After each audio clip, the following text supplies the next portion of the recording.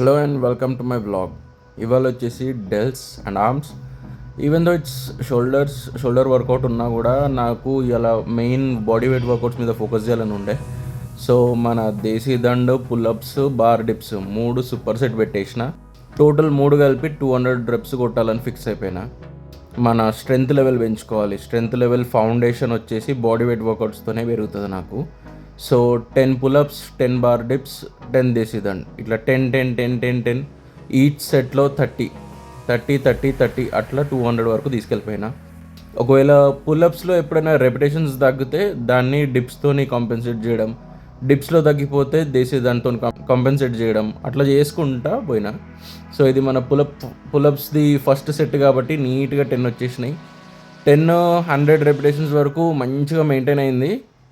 30, 60, 90, 110 అట్లా మంచిగా సెట్ అయింది. కానీ 100 తర్వాత పుల్అప్స్ది ఎట్లా పడిపోతుంటే అట్లా బార్ డిప్స్తోని కాంపెన్సేట్ చేసుకుంటూ పోయినా. సో ఫస్ట్ వచ్చేసి పుల్అప్స్, అది కొంచెం హార్డ్ కాబట్టి. నెక్స్ట్ వచ్చేసి బార్ డిప్స్, అది కొంచెం ఈజీ పుల్అప్స్తో కంపేర్ చేస్తే. బార్ డిప్స్ 10 చేసినాక వెంటనే దేశీ దండ్ ఈజియెస్ట్, మంచి స్ట్రెచ్ ఉంటుంది, 10 రెపిటేషన్స్. సో ఇట్లా 10 చేసుకుంటూ పోయినా. ఇది మన పుల్అప్ది లాస్ట్ సెట్.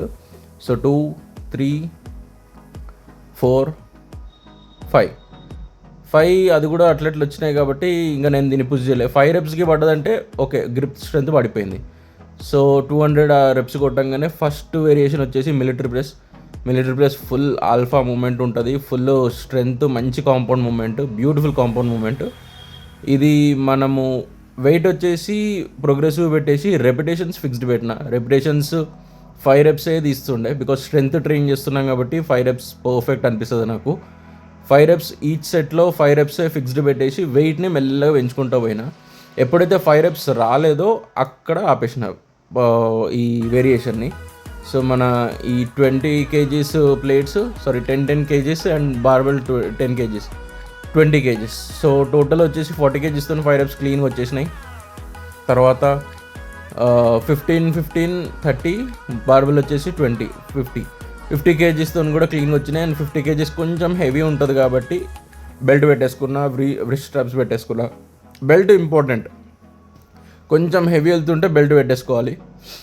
సో 50 kgsతో కూడా క్లీన్గా వచ్చేసినాయి రెప్స్, ఏం నీ జర్క్ లేదు, స్ట్రిక్ట్ ఫామ్తో వచ్చినాయి. అండ్ ఎసెంట్రిక్ కిందకు వచ్చే మూమెంట్ ఏదైతే ఉంటుందో అది స్లోగా తీసుకెళ్ళాలి, పైన పుష్ చేసేది ఫాస్ట్గా తీసుకెళ్ళాలి, అదొకటి చూసుకున్నా. ఇది 20 kgs పెట్టిన. అండ్ సైడ్ లాక్స్ ఏవైతే ఉన్నాయో అవి 2.5 kgs ఉంటాయి. టోటల్ వచ్చేసి 40, barbell 20, 60 and 5 kgs lakhs, 65 kgs. దీంతో 4 రెప్స్ కష్టంగా వచ్చినాయి. 4 రెప్స్ వచ్చినాయి అండ్ నాకు ఇక్కడ స్ట్రెంత్ పడ్డట్టు అనిపించింది. మళ్ళీ ఇంకో సెట్ కొట్టేసరికి 3 రెప్సే వచ్చినాయి. 1, 2 అండ్ థర్డ్ రెప్. 65 kgsతోని 4 రెప్స్, 3 రెప్స్ రాగానే ఇంకా స్ట్రెంత్ పడిపోతుంది, ఫాస్ట్ ట్విచ్ ఫైబర్స్ స్ట్రెంత్ అయిపోతుంది అని చెప్పేసి ఇంకా మిగతా వేరియేషన్స్ మీద పడ్డా. ఇది హెవీ పెట్టలేదు, ఇది నీలింగ్ షోల్డర్ ప్రెస్. ఇదేంటంటే కింద నీస్ దగ్గర మూమెంట్ ఉండదు కాబట్టి స్ట్రిక్ట్ ఫామ్ ఉంటుంది అండ్ కోర్ ఎక్కువ యాక్టివేట్ అవుతుంది. ఇక్కడ primary muscles shoulders, secondary muscles abs లాగా కోర్ వర్కౌట్ చేస్తుంది అనమాట, స్టెబిలైజ్ చేయడానికి. ఇది వెయిట్ నేను ఫిక్స్డ్ పెట్టేసి లాస్ట్ సెట్ వచ్చేసి కొంచెం హెవీతోనే తీసిన. రెప్స్ వచ్చేసి 5 ఫిక్స్డ్ పెట్టా. తర్వాత కేబుల్ లాటరల్స్ చాలా రోజుల తర్వాత చేసిన. ఇవాళ కొంచెం గ్యాప్ ఇచ్చిన ఉండే మధ్యలో. ఇది కూడా same reps 6, 7 hypotrophy beginning, minimum hypotrophy repetitions పెట్టుకున్నా. కొంచెం ఇంటెన్స్ తీసుకెళ్ళిన. ఇది కూడా స్ట్రెచ్ వచ్చేసి పైనకి ఫుల్ హైట్ తీసుకెళ్ళిపోతున్నా. కంఫర్టబుల్ ఉన్నంత హైట్ వరకు తీసుకెళ్ళవచ్చు, దీంతో ప్రాబ్లం ఏం లేదు. కంఫర్టబుల్ లేదు అనిపిస్తే ఆపేసేయాలి. బట్ హైట్ మాత్రం మీ షోల్డర్ ఎక్కడ కంఫర్టబుల్గా ఉంటే అంతవరకు హైట్ తీసుకెళ్ళొచ్చు, ఏం ప్రాబ్లం లేదు. అండ్ కింద తీసుకెళ్లే పొజిషన్ మాత్రం కంట్రోల్ చేయాలి. దీని స్ట్రెచ్ చాలా ఇంపార్టెంట్. డంబుల్లో స్ట్రెచ్ ఉండదు. డంబుల్లో కిందకి వెళ్ళినప్పుడు వెయిట్ గ్రావిటీ సైడ్ వెళ్ళిపోతుంది కాబట్టి వెయిట్ పడదు, కేబుల్తో పడుతుంది. కేబుల్ది మంచిగా స్ట్రెచ్ ఎంజాయ్ చేయాలి. ఇక దాని తర్వాత వచ్చేసి ఫేస్ పుల్స్ ఫుల్ ఇంటెన్స్ వెళ్ళిపోయినా. మొత్తం వెయిట్ మంచిగా ఫుల్ హెవీ వెయిట్ పెట్టుకొని 6, 7 అట్లా 25, 50 టోటల్ 50 రెప్స్ తీసేసిన. మంచి ఫిక్స్డ్ వెయిటే పెట్టిన. ఒక 6-7 రెప్స్ రాగానే ఇంక అక్కడనే వెయిట్ ఫిక్స్డ్ పెట్టేసి టోటల్ వాల్యూమ్ 50 కంప్లీట్ చేసేసిన ఇక్కడ. ఇది మంచిగా ఈసెంట్రిక్ మంచిగా ఎంజాయ్ చేయాలి, ఫేస్ లెవెల్లోకి రావాలి. ఇది ఎంతైతే అంత ఎల్బోస్ ఫ్లేర్ అవుట్ చేయాలి. అండ్ లాస్ట్ వేరియేషన్ వచ్చేసి డంబుల్ స్ట్రగ్స్. ఇది డంబుల్స్తోని నేను కొంచెం టిల్ట్ అవుతా, కొంచెం ముందుకు బెండ్ చేసి మంచిగా ట్రాప్స్ని ఎంగేజ్ చేసుకొని కొడతా కూడా. మరీ మ్యాక్స్ హెవీ కాకుండా ఫైన్ డీసెంట్ వెయిట్.